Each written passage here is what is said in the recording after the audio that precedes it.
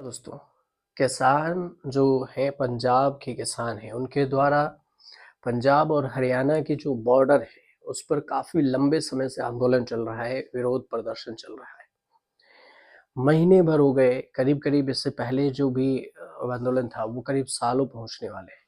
लेकिन किसान आंदोलन पिछले साल 13 फरवरी से हरियाणा की सीमा के पास खनौरी जो है संगरूर जिला के अंतर्गत उसके पास और शंभू बॉर्डर जो पटियाला जिला के अंदर है, इस दोनों दोनों के बीच में आंदोलन कर रहे हैं। यह आंदोलन शुरू तो सभी फसलों के लिए न्यूनतम समर्थन मूल्य यानी कि एमएसपी के गारंटी के लिए और कानून बनाने सहित कई मांगों को लेकर शुरू हुआ था यह आंदोलन। लेकिन इसमें कई सारे पेच फंस गया है। अब उनकी मांगे इससे भी आगे बढ़ गई है और किसान इसी की मांग को लेकर डटे हुए हैं। आंदोलन की शुरुआत संयुक्त किसान मोर्चा जो गैर राजनीतिक संगठन है उसके बैनर तले हुई थी और उसके जो प्रमुख हैं किसान नेताओं में से एक जगजीत सिंह ढल्लेवाल हैं। पिछले कई दिनों से खनौरी किसान मोर्चा में 24 फसलों के लिए न्यूनतम समर्थन मूल्य यानी कि एमएसपी की कानूनी गारंटी की मांग को लेकर अनशन पर भी हैं। अनशन तोड़ने के जो वो बैठे हुए हैं और वो मान नहीं रहे हैं। किसानों और फिर खास तौर पर पंजाब के किसानों ने ये भी मांगी है कि भारत विश्व व्यापार संगठन WTO वीटो है उससे अलग हो जाए। अब सबसे बड़ा सवाल ये भी है और इसी को लेकर हम आपको इस वीडियो में समझाएंगे कि आखिर किसान ये WTO से अलग होना क्यों चाहते हैं, क्यों कह रहे हैं कि भारत अलग हो जाए। और मांग ये भी की है कि किसान समझौते के तहत सभी मुफ्त व्यापार समझौते को निलंबित कर दे। उनका तर्क है, किसानों का तर्क है कि WTO के नियम विकसित देशों के पक्ष में है, जो देश विकसित हो चुके हैं, और कृषि समझौते के कई हिस्से छोटे भारतीय किसानों के लिए नुकसानदेह है क्योंकि भारत विकासशील देश है। फरवरी 2024 में भी पंजाब के किसानों ने WTO छोड़ो दिवस मनाया था, जिसमें दावा किया गया कि WTO की नीतियों से भारत की खाद्य सुरक्षा और इसके अलावा छोटे किसानों और फिर उनकी आजीविका को खतरा है। विशेष रूप से पंजाब में ये खतरा है। अब क्यों हो रही है WTO हटाने के बाद? सबसे बड़ा सवाल यही है क्योंकि प्रदर्शनकारी किसान हैं, उसके अनुसार से जो कहना है उनका, कृषि सब्सिडी को कम करने और फिर अधिक न्याय संगत व्यापार प्रणाली बनाने के लिए लागू किया गया WTO का कृषि समझौता मूल रूप से भारत जैसे विकासशील देशों के खिलाफ पक्षपाती है। कृषि समझौते में कृषि उत्पाद शामिल है, लेकिन वन उपज, मछली पालन, जूट और फिर कायर जैसे उत्पाद शामिल नहीं है। अब इसी को लेकर जो एक रिपोर्ट है, वो रिपोर्ट ये कहती है कि भारतीय जो किसान यूनियन है, भारतीय किसान यूनियन के महासचिव जगमोहन सिंह, उनके अनुसार से WTO के नियम विकसित देशों के लिए पक्ष में है। वे जो डेवलप्ड कंट्री है, इससे उन्हें अपने किसानों को उच्च सब्सिडी देने और की अनुमति मिलती है WTO के अंतर्गत। उन्होंने ये भी कहा कि ये नियम भारत के घरेलू समर्थन कार्यक्रमों जैसे कि न्यूनतम समर्थन मूल्य जो MSP है और इसके अलावा सब्सिडी है, उसको प्रतिबंध लगाता है, बैन लगाता है। इससे खतरा भी बढ़ता है। अब खतरे में जो ग्रामीण अर्थव्यवस्था है वो पड़ सकता है। जगमोहन सिंह का कहना है कि WTO की बैठकें में जो होती है उसमें मजबूत प्रतिनिधित्व की कमी है और केंद्र सरकार की आलोचना भी हुई है इसी वजह से।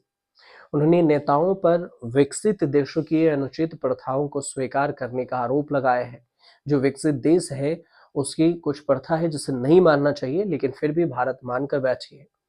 उन्होंने कहा कि अमेरिका जैसे देश हैं वो बहुत ही चतुराई से कैटेगराइज कर दिया और योजना बना दिया और इसके अंतर्गत असंगत रूप से सब्सिडी दिया जा रहा है और इसे जारी रखा गया है, जबकि जो डेवलपिंग कंट्री है, विकासशील देश हैं, उन पर MSP को कम करने का दबाव बनाते हैं।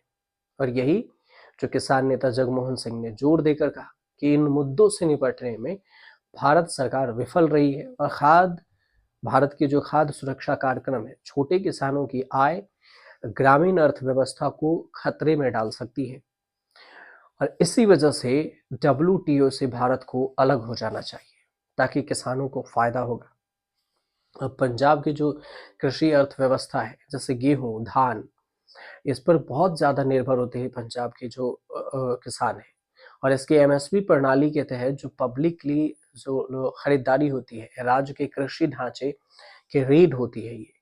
पंजाब की लगभग 90% रबी फसल और खरीफ फसलें हैं जो एमएसपी के तहत खरीदी जाती है और ये जो खरीदी गई चावल है, गेहूं है, ये केंद्रीय पुल के करीब-करीब 80% का योगदान रखता है पूरे केंद्र में देखें तो। और इस प्रकार सब्सिडी और या फिर इसमें देख लें तो सार्वजनिक रूप से खरीदारी, ये बैन करने वाली जो डब्ल्यूटीओ है उसके नियम उन किसानों की आजीविका को खतरे में डालता है जो ये पैदा कर रहे हैं, जो इन्हें उगा रहे हैं। प्रतिबंध के बाद भी जो पब्लिक डिस्ट्रीब्यूशन सिस्टम है पीडीएस, उसको भी कमजोर करता है और पीडीएस के जरिए ही लाखों भारतीयों का खास तौर पर गरीबी रेखा से जो नीचे रहने वाले हैं उनको राशन मिलना सुनिश्चित होता है और इस पर भी असर ज़्यादा पड़ेगा। अब जो छोटे किसान हैं उनके लिए भी नुकसानदेह होगा क्योंकि भारत की जो कृषि आबादी में 86% छोटे किसान हैं, उसमें विशेष रूप से कमजोर वर्ग के हैं और उनके पास आधुनिक तकनीक, बाजार और वित्त पोषण तक की नहीं सुविधा है, उनके पास पहुंच नहीं पा रही है।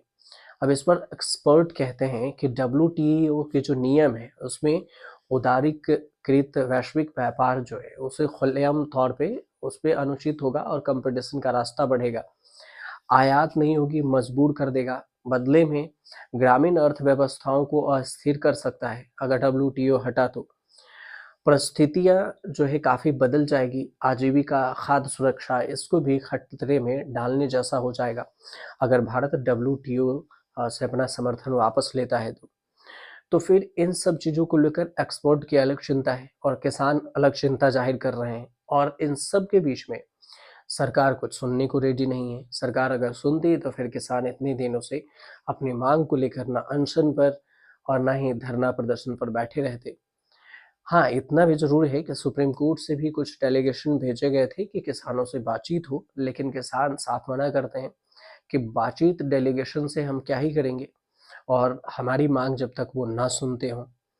तो कुल मिलाकर किसान और सरकार के बीच की लड़ाई है वो दिन पर दिन उनकी मांगें भी बढ़ रही है और ये लड़ाई भी बढ़ती जा रही है। फिलहाल आगे क्या कुछ होगा ये ये तो पता नहीं कि किसानों का आगे का प्लान क्या है, लेकिन डब्ल्यूटीओ के लेकर जो विवाद था और क्यों कर रहे हैं किसान इसे हटाने की मांग, उसके लिए हमने एक छोटी सी जानकारी आपके लिए लाई थी। उम्मीद करते हैं कि आपको ये जानकारी सही लगी हो और सही लगे तो चैनल को सब्सक्राइब कीजिएगा, शेयर कीजिएगा, कमेंट कीजिएगा।